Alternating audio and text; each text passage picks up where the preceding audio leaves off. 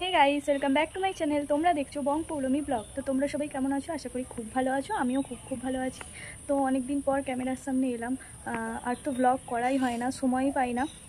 তো আজ যাচ্ছি মামার বাড়িতে, মায়ের মামার বাড়ি। ওখানে বিয়ে বাড়ি আছে। তো চলো কন্টিনিউ ব্লগটা দেখতে থাকো।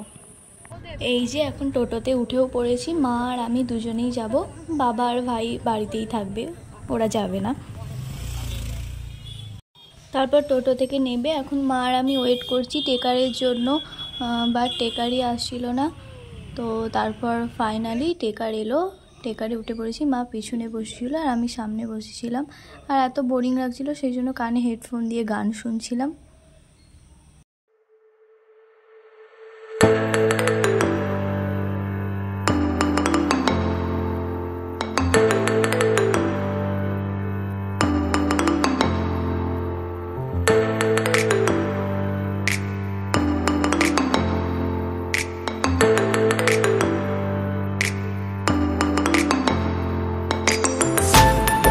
এখন তারকেশ্বর এসেও গেছি। এখান থেকে বাস বা টেকার ধরে সোজা আমার মামার বাড়ি চলে যাব। তারপর একটু সন্ধে হলে একবারে মামার বাড়িতে সেজে গুজে তারপরে মায়ের মামার বাড়িতে যাব।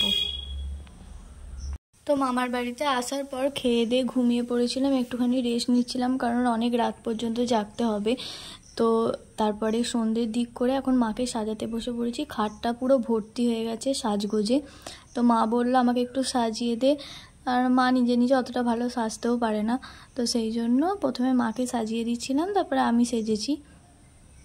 আর মামার বাড়িতে আসার কারণটা হচ্ছে যে মিমি, আমি আর মা তিনজনে টোটো করে যাব। তো সেই জন্য মিমি এখান থেকে একা যাবে, সেই জন্য মিমি বলল যে আমাদের বাড়ি চলে আয়, একসাথে যাব তিনজনে। তো সেই জন্যই মামার বাড়ি একবারে ডাইরেক্ট চলে এসেছি।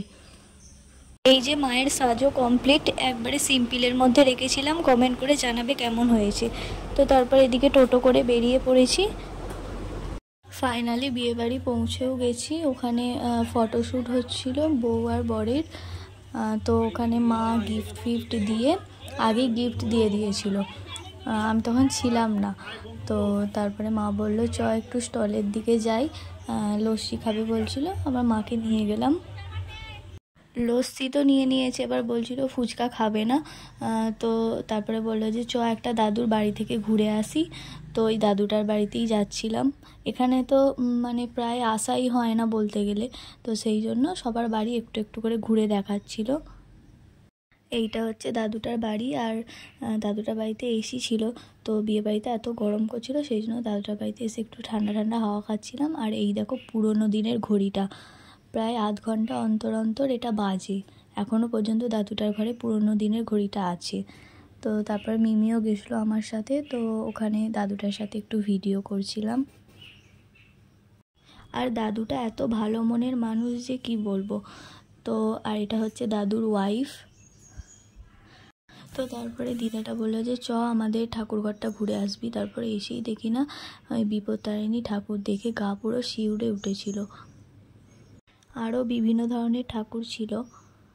তো এই যে মায়ের মূর্তিটা।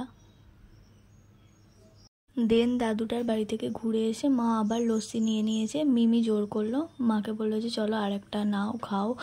আর আমার তো খেতে অতটা ভালো লাগে না, তো তবুও আমি জোর করে একটুখানি নিলাম। দিদাকে বলছিলাম নিতে, দিদা তো নেবে না বলছিল। তো তারপর আমি নিলাম এখানে। আর আমাকে এই ড্রেসটা পরে কেমন লাগছে তোমরা কিন্তু অবশ্যই কমেন্ট করে জানাবে। তো তারপরে আমি একটু খেলাম, দেখলাম যে না ভালোই করেছে। তারপরে এটা হচ্ছে আমার মায়ের ছোটো মামি। তো ছোটো মামির সাথে একটু ভিডিও করছিলাম। তো তারপর সবার সাথে একটু কথাবার্তা বলে এখন ফুচকা খেতে চলে গেছি। বিয়ে বাড়ি এসেছি আর ফুচকা খাবো না, এটা কখনো হয়? তবে বেশি খাইনি, ওই 10-12টা মতো খেয়েছিলাম। কারণ বিয়ে বাড়িতে চিকেন খেতে হবে। আর আমার তো মটনের থেকে চিকেনটাই বেশি ভালো লাগে। যদিও বা মটনটা হয়নি, চিকেন হয়েছিল। তো চিকেনটাও এত সুন্দর খেতে হয়েছিল যে কি বলবো। তো আমি খেয়ে তো চলে আসছিলাম। তারপরে মিমি বললো যে আমি একা খাবো, আমার সাথে তাহলে আরও দুটো খা। তারপরে আবার মিমির সাথে 2-3টে খেলাম। খেয়ে এখন একটু ভেতরের দিকে এলাম, যেখানে বউ আর বর বসেছিল। আর এটা হচ্ছে বরের মা, মানে বর সে হবে আমার দাদু। তো ওটাই দাদুর মা। তারপরে একটু গরম করছিল বলে সিংহাসনে বসে পড়েছিলাম। আর কুলার চলছিল তো ঠান্ডা ঠান্ডা লাগছিল, কারণ এত গরম করছিল।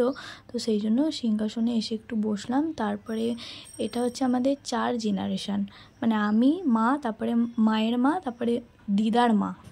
তো মিমিকে বলছিলাম একটু ভিডিও করে দিতে। তো তারপরে এখানে বউ আর বর, মানে দাদু আর দিদা, দুজনে কোথায় গেল। আমরা এখন খেতে চলে এসেছি। আর এই যে মেনু কার্ড, বরের নাম সৌরভ আর বউয়ের নাম রঞ্জিনী। আর কি কি রান্না হয়েছিল মেনু কার্ডে তো তোমরা দেখতেই পেয়ে গেছো।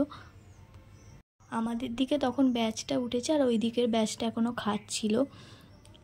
তো তারপরে দিয়ে দিয়েছে স্যালাড, কাসুন্দি আর হচ্ছে ভেজিটেবিল। তো তারপরে দিল কচুরি আর চানা পনির।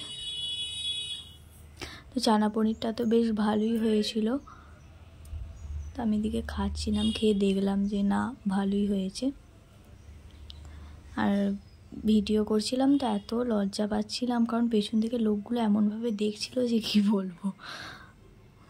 তো তারপর পোলাও আর চিকেনটাও দিয়ে দিয়েছে। আর চিকেনগুলো এত সফট ছিল যে কি বলবো, আমি তো প্রায় 8-9 পিস খেয়েই নিয়েছি, এত মানে সুন্দর খেতে হয়েছিল। তো তারপর চাটনি, পাঁপড়, মিষ্টি যেমন দেয় সেরকম দিল। তো মা দিকে খাচ্ছিল, মাকে একটু ভিডিওতে নিয়ে নিলাম। তো তারপর আইসক্রিম আর পান দিয়ে দিল। তো খেতে খেতে বাড়ি চলে এলাম। তো ওকে প্যান্ডেল আর খাইনি, বাড়িতে এসে আইসক্রিমটা খাচ্ছিলাম। এদিকে তো তারপর খেয়ে এসে ঘরেতে চলে এসেছি। মা আর আমি দুজনেরই ড্রেস চেঞ্জ করা হয়ে গেছে। তো আজকে ব্লগটা কেমন লাগলো অবশ্যই কমেন্ট করে জানিও। এদিকে আমি ড্রেস চেঞ্জ করে ফেলেছি, এবার মুখের মেকআপটা তুলবো, তুলেই শুয়ে পড়বো। তো চলো, দেখা হচ্ছে নেক্সট ব্লগে। আজকের মতো টাটা।